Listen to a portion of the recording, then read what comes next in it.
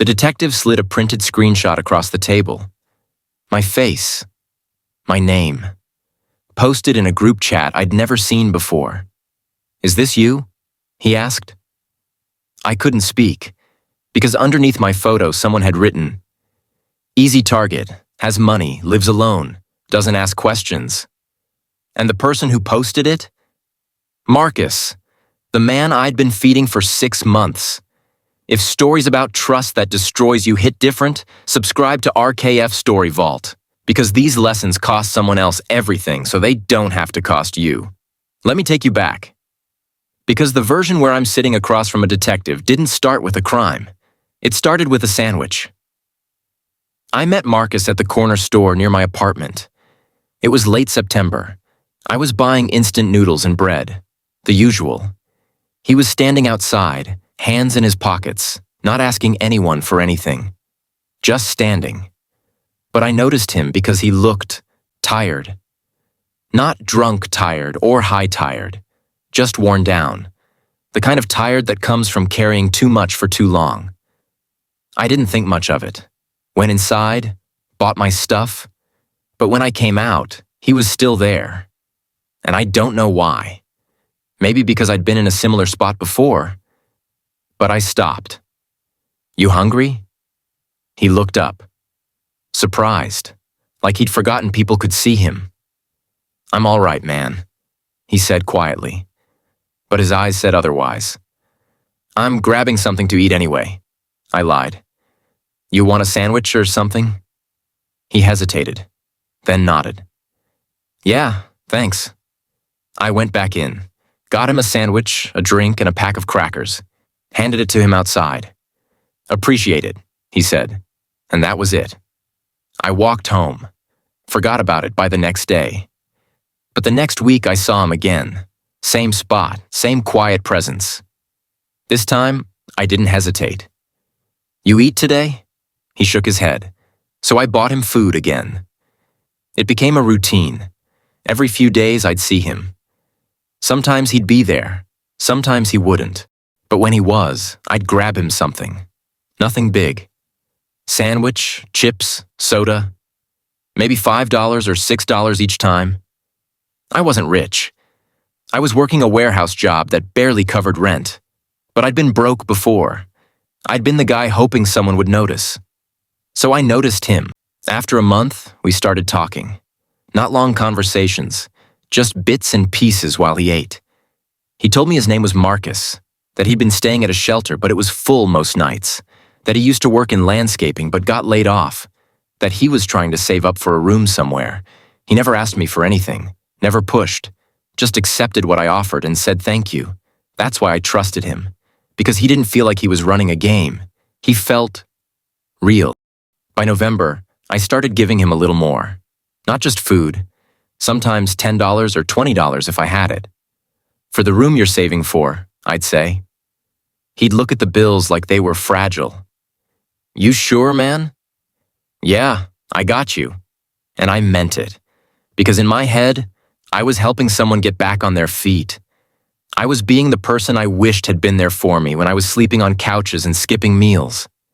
It felt good. It felt right. Around mid-December, Marcus started asking more questions. Where I worked, what my hours were, if I lived alone. At the time, I didn't think anything of it. We'd been talking for months. It felt natural, like two people getting to know each other. "Yeah, I live alone," I told him. "1 bedroom. It's small, but it's mine." "That's good, man," he said. "You got it together." I shrugged. "Barely, but I'm making it work." He nodded, took another bite of his sandwich. "You ever get lonely? Living by yourself?" "Sometimes," I admitted. "But it's better than a bad roommate situation, you know?" He smiled. "Yeah, I feel you." As Christmas came, I gave Marcus $50, told him to get something warm for the winter. He looked at me for a long time. "You don't have to keep doing this," he said. "I know," I said, "but I want to." He tucked the money into his jacket. "You're a good dude," he said quietly. And I believed that's what he thought. In January, I started noticing small things. Marcus would ask what time I got home from work, if my neighbors were around a lot, if I had a security system. Again, I didn't clock it as strange. I thought he was just making conversation, maybe even thinking about finding a place in the same area. Nah, no security, I told him. It's a quiet building. People keep to themselves. That's nice, he said, and I didn't think about it again. February 3rd, I came home from work around 6 p.m., unlocked my door, walked in, and immediately knew something was wrong. The air felt different, disturbed. My TV was gone, my laptop gone, the drawer where I kept emergency cash open and empty. My stomach dropped. I pulled out my phone, called 911, hands shaking. The police came, took a report, asked if I had any idea who might have done it. I said no, because I didn't. Any signs of forced entry? One officer asked. I checked the door. The lock wasn't damaged. The window was still intact. No, I said slowly. Nothing. The officer frowned. So either they had a key or someone let them in. I lived alone. No one had a key. No one had been inside except... I stopped. What? The officer asked. Nothing, I said, because I didn't want to believe it. But the thought wouldn't leave. Marcus knew my schedule, knew I lived alone, knew there was no security, knew what time I got home. I tried to push it away, told myself I was being paranoid, that just because someone's homeless doesn't make them a thief. But the timing, the questions, the way he'd looked at me when I told him I had cash in the apartment, it all started clicking. And I felt sick. I didn't see Marcus for 2 weeks after that. Then the detective called.